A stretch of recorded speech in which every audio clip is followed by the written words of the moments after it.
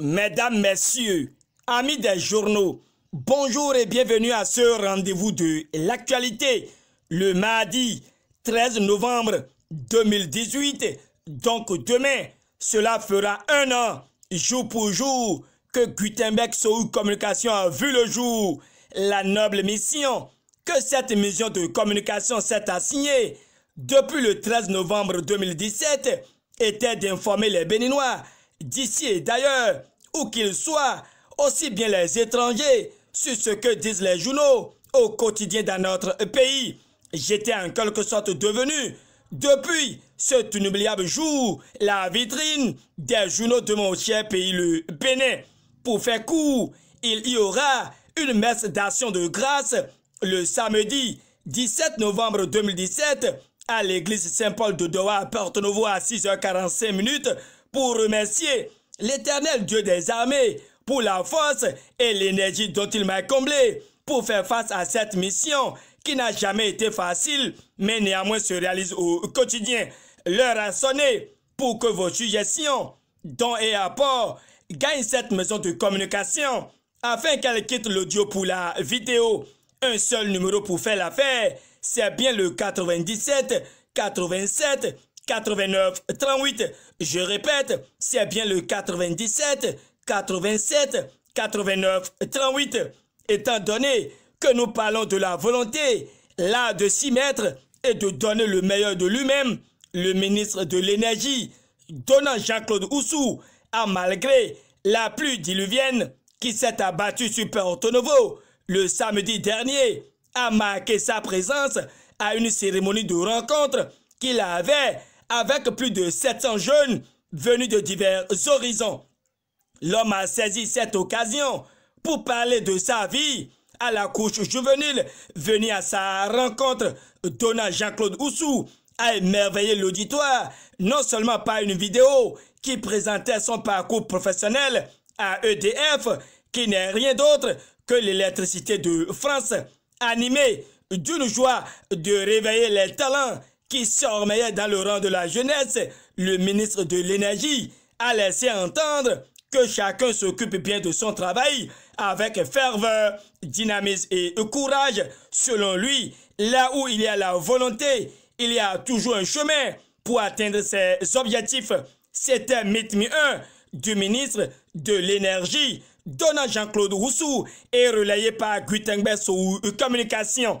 Les 4 vérités certifient cette information et mentionnent qu'il y a échange à bâton rompu avec le ministre de l'Énergie, Donald Jean-Claude Oussou, qui a exposé de fond en comble aux jeunes venus massivement au jardin des plantes de Porto-Novo pour raconter sa vie et son parcours.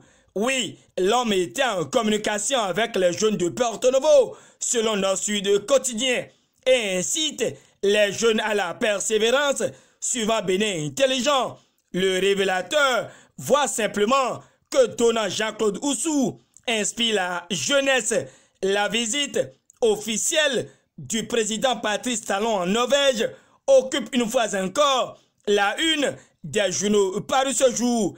La nation plante le décor et renseigne sur ce que le Bénin a gagné et l'honneur qui lui est revenu. Le matinal livre aussi les retombées du périple de Talon à Oslo. Non seulement le numéro 1 des Béninois attire les investisseurs avec les résultats de ces réformes suivant Libération, il vante les atouts de notre pays aux investisseurs, ajoute l'opinion aujourd'hui. Pour Tchakpata, Talon expose les efforts du Bénin pour accueillir les financements extérieurs. Il ne demande pas d'argent, mais vend ces réformes, précise le potentiel. Le week-end écoulé s'est soldé par nombre d'actions allant dans le sens du soutien au chef de l'État. Le matinal indexe le cas de Karamatou Fagbon Adjao, fille du richissime Sefou Fagbon, qui est monté au créneau hier, précisément sur l'émission Ma part de vérité de la chaîne Golf Télévision, pour réaffirmer son soutien indéfectible au président Patrice Talon. Déjà, sa croyance est très forte en l'homme selon Fraternité. Dans la 10e circonscription électorale, la Nouvelle Gazette était au rendez-vous avec des activités politiques et a vu que Philippe Bamerossou a remis la clé de Glazoué, Ouessé et Savet à l'UDBN de Claudine Afiavi-Prudencio. Conformément à l'imprimé, la dame de fer a trouvé la perle rare pour l'enracinement de son parti politique dans la 10e circonscription électorale du Bénin. Selon Quotidien Le Meilleur, l'UDBN a également du soutien dans Porto Novo, Adjara, Semepoji et Agege. Le journal de Gabin Assogba revient et nous informe que les responsables PRD d'Accra Missérété ont été installés. 209 pour Michel Baou, Martin Le Canard. Mais l'Afrique en marche croit savoir qu'il y a eu réunion du bloc républicain avec le chef de l'État. Si déjà le 25 novembre prochain, Adrien Oumbédi et le PRD, pieds et poings, seront liés. Selon le confrère, l'on retient également du journal que seul le chantre de la rupture nommera les membres du bureau exécutif et le logo du parti ne ressemblera en rien au logo du PRD. Voilà qui est bien dit par l'Afrique en marche avant de céder sa place à Nord-Sud Quotidien qui nous parle de l'importance de la création de la Cour de répression des infractions économiques et du terrorisme. Selon Charles Badou, cette Cour spéciale a bel et bien sa place dans le système judiciaire béninois, suivant les propos de Maître Charles Badou et rapporté par le Soleil Bénin Info. Nous continuons dans ce point de presse avec Bénin Intelligent qui rassure du démarrage effectif du contrôle de l'authenticité des visites techniques qui démarrent ce jour. Photo à l'appui, le Canard expose que Aubin Adoukonou et Nazer Rounokpe se donnent la main pour une circulation apaisée dans une sécurité avec une application.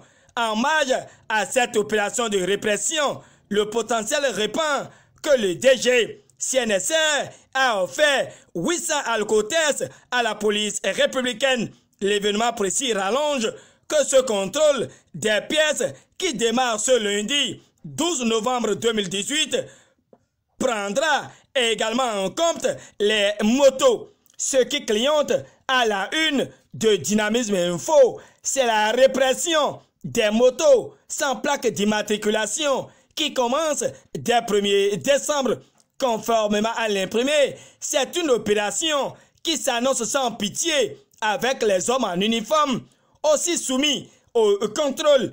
La situation qui prévaut à la mairie de Cotonou reste le sujet tabou de certains journaux parus ce jour. C'est le cas par exemple du journal Le Caribou qui publie dans ses colonnes que l'intérim serpent de mer compte 7 jours. Cette initiative de retrait de confiance à Isidore Yononfon suscite une interrogation chez Dynamisme Info qui se demande si on peut destituer un maire non élu. Au sujet des blocs pour répondre à la réforme du système partisan, Matin Libre affiche en manchette que l'AND, El Khoudé, serait le 4e bloc de la mouvance, mais au regard de l'adhésion au bloc de la mouvance, Dynamisme Info n'y voit que des initiatives de pseudo-acteurs politiques pour tromper la vigilance de Patrice Talon. Éliminatoire CAN Cameroun 2019, match Gambie-Bénin, fraternité relais que les écureuils vont se regrouper dès ce jour. Fin de cette revue de presse et réalisation et présentation. Gutembe Soou, fructueuse journée et très bon début de semaine à tous et à chacun. À demain pour d'autres actualités.